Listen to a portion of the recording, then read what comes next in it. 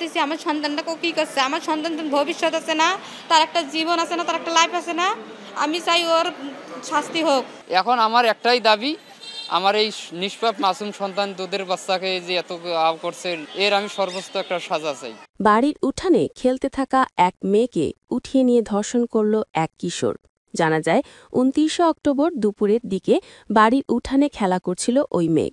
তখনই পাশের বাড়ির কিশোর সোহানের লালসার শিকার হলে তরুণী। ঘটনাটি ঘটেছে রংপুরের গঙ্গাচড়া উপজেলার প্রত্যন্ত গ্রামে। এই যে একটা দেখেন, একটা বাচ্চা 18 মাস আর সে হলো 13 বছর, তার বিবেকটা কি?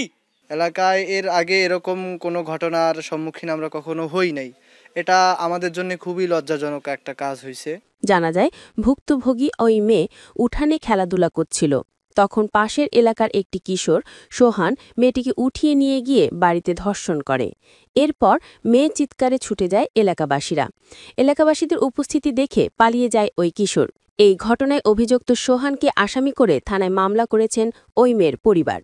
এখন আমার একটাই দাবি, আমার এই নিষ্পাপ মাসুম সন্তান দুধের বাচ্চাকে যে এত করছে, এর আমি সর্বোচ্চ একটা সাজা চাই।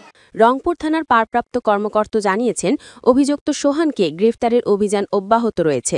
Tanzina Tabassum, news desk.